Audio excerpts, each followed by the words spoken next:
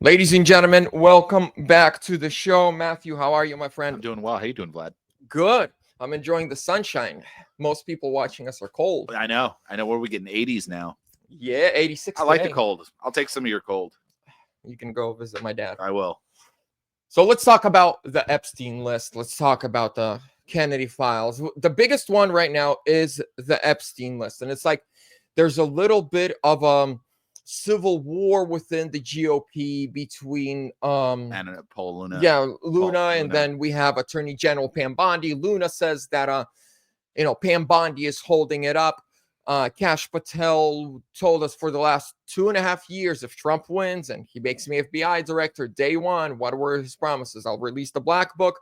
I'll shut down the Hoover building, turn it into a museum of the deep state. It is going on day number 5. I see it both ways. I see it as like, yeah, we want these disclosures. We're entitled to these disclosures. Our people are there. It's sitting on our desk. Why don't we have it? But I also think of Trump as running this kind of almost like a reality TV show, right?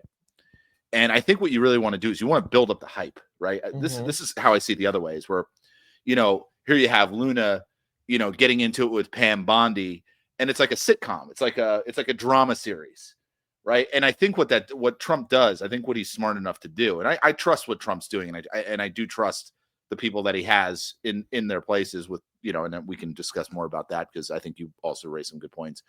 But I think what Trump wants to do is he wants to generate a lot of controversy. And what that'll do is that will start getting people to talk about the Epstein files, right? You don't want to just necessarily, and this is why I say it this way, you don't want to just release the Epstein files necessarily. You want people to start talking about and beg them to have this stuff come out. People like us, people like your audience, we're ready there, right? We're already sitting there like, all right, release the stuff. But you got to remember, there's a lot of other people out there that are not as passionate, that are not as knowledgeable as people in your audience and people like you. So I think what you have to do is you have to kind of stir the pot a little bit and kind of create like you got to create a narrative, an organic narrative. And I think that could be part of why we're not seeing these yet. Just a thought. And I agree with that thought, but I also, and I pointed this out on my live yesterday. Well, what standard did we hold the Biden administration to? If they made a promise and they were 1 minute late, we ripped into them. The Trump MAGA supporters like us, we ripped into them. We called them liars. We called them hypocrites. We called them promises made, promises broken. We told them they only promise us, then, hey, get me in there.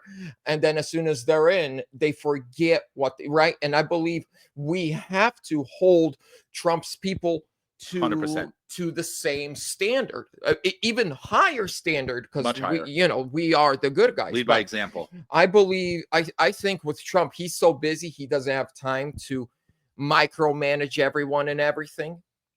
He's got so much right now. Trump is focusing on Europe. If you've listened to him for the last 10 days in a row, he doesn't talk about anything except Ukraine, Russia, Europe. He's pissed that Europe has been taken advantage of. Just today, he said Europe was created to screw the United States. Those were his words this morning. I watched perfectly. I didn't hear that, but that's that's exactly what he said. But I just want to I don't mean to interrupt you, but you're good. I totally agree with everything you just said. Let's add a layer to it. What are we seeing now with James Comey? Right, investigation. The investigation. We have Comey dead to rights. We have him dead to rights. We know that this guy was completely responsible for Crossfire Hurricane. He knew it was BS. This is going to what if Comey's on the flight logs, right? Or what if he's in one of these lists that maybe you want to have Comey in the spotlight while you bring out these lists, right? I feel like there's always like I'm a big believer in reading Trump's books, and if you read his books, Think and Grow Rich, obviously Art of the Deal, Think Like a Billionaire, right? All these different books. You start to understand how Trump operates, right? Even down to how the guy speaks, right? How he puts everything so concisely. That's actually by design. He does that intentionally. So I think, with the big story that's going to be coming out here is going to be the Comey stuff. And that's going to implicate so many other people in these different government organizations and probably outside Hollywood, you name it. I think what you want to do is you want to kind of bring all these people in the spotlight and then maybe release the files.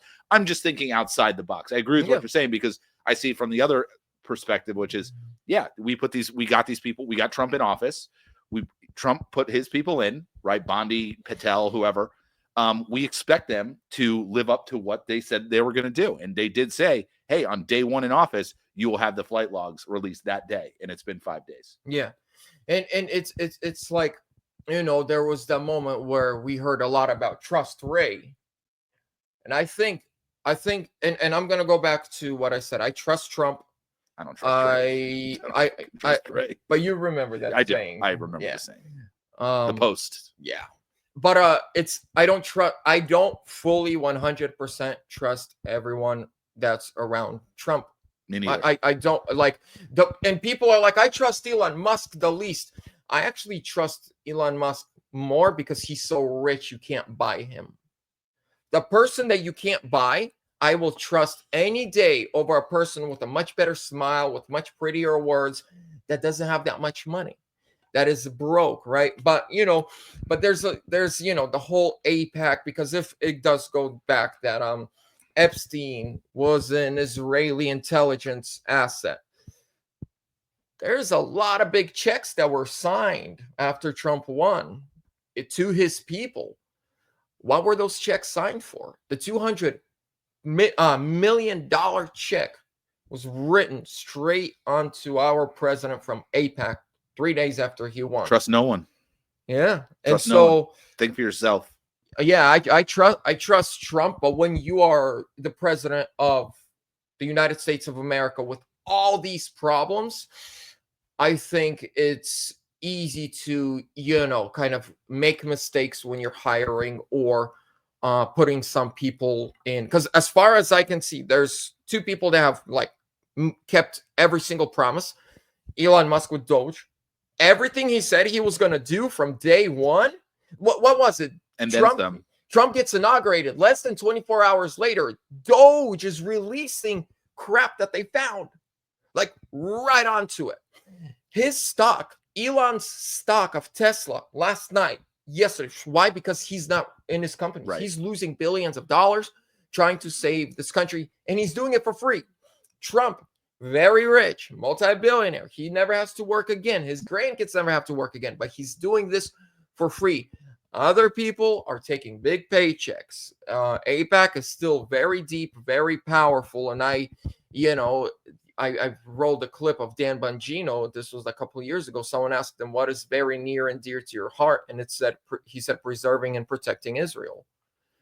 Did he say that? Was that when he was working at Fox, though? No. It was a personal interview on someone's couch. It was not. It was not. Yeah, he was sitting on. It was like this kind of interview. Yeah. This lady was just going down a list of questions, and she's like, "What's near and dear to your heart?" Yeah, he did talk about another questions, America, but it was, and so money has to be taken out of politics. I'm gonna, go with Bernie on this one. Bernie Sanders, my guy. But money has to be taken out of politics on both sides. It really on both does. sides. Because bribery is illegal, but special donors are not. Yeah, it's amazing. Somebody said, these people are spending, millions and millions of dollars for a position that pays, $150,000 a year. Yeah. It's like, when you just look at it through that lens, it's like, what the hell's going on here? And what did we just find? Look at what we just found with Stacey Abrams. Yeah. Stacey Abrams is sitting on $2 billion. She's a billionaire. She's legitimately a billionaire. So if Stacey Abrams has this type of war chest sitting behind her, all these guys do. All of them are collecting probably not millions of dollars, billions of dollars. And it tells you just how corrupt and what's crazy about it is, news like that comes out, no one bats an eye. No. I sit there, I'm sitting up I mean, we're pretty awake to this stuff. But it's like I sit there and I'm like, holy shit, this is crazy. Yeah. Why aren't people out in the streets with torches and pitchforks? This is insane. So we need a big shit. This is what it's leading up to, is a big shakeup. And that's where I think you'll start seeing the instability. That's where I give myself a plug here for Verity Metals. That instability is coming. And that's where you want to make sure your money's not in these banks, right? Because they're going to audit these banks. And these banks, they used to be able to, banks used to have 50%, have to have 50% of the cash that they would lend out. So, they could lend basically twice of what they had. Now it's down, then it went down to $1 to $10. Now it's $1 to $1,000. These banks are completely over leveraged.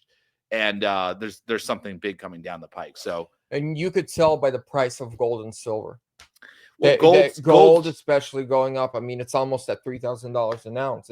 It got very close this week to 3,000 an ounce, and gold should be much higher. I mean, Trump's also talking about a revaluation of gold. What would that revaluation look like? I've listened to people that I think are even smarter than me in the subject. They're talking $20,000 to $40,000 to $50,000 an ounce gold, right? I always tell people, like, hey, gold's a store of value. There might be some profit potential in gold. There might be some I always like to keep the expectation like, hey, we're making money by not losing it. Yeah. Right. But I'm seeing some potential. And then just imagine silver. I mean, silver's not moving. The reason why silver's not moving is because we could do another episode. You know, they're suppressing it using paper contracts, paper ounces. Right. The banks figured out how to suppress the price. They take a short position. Right. What is a short? They make money when the price goes down. Right. Or stays low. So if just to give you an idea, if silver went up, to $50, the banks would be losing tens of billions of dollars. The big banks, JP Morgan, Bank of America, Citi, those are the big ones that short. So I would expect once gold does its thing, the next kind of slingshot will be silver. So, I mean, we'll be looking back at, what are we at? $32, $33 silver. It's a joke, right? Buy as much silver as you possibly can. Even if you're on a, couple $100 budget, give us a call, go down to your local dealer, whatever the case is, but get your hands on some of that stuff. Because I think we have some really exciting things ahead in the world of precious metals. But go ahead. That's it. No, that's perfect. That's perfect. And we're going to wrap up with this. Go into Google search, contact the FBI, the phone number that pops up, call them. I called like 3 times, both of my shows yesterday. I called them and leave a message. Say, this is for the new FBI director, Kash Patel. You promised the black book on day 1. I want the black book. I want the book. Screw what everyone else is expecting. I want the black book. We've been waiting too long, and we've been pulled by our noses for too long. And I'll end it with this. Kash Patel is as famous as he is and as supported as he is because he was the loudest about releasing the Epstein files. I'm going to leave it right there. Ladies and gentlemen, thank you. Adios.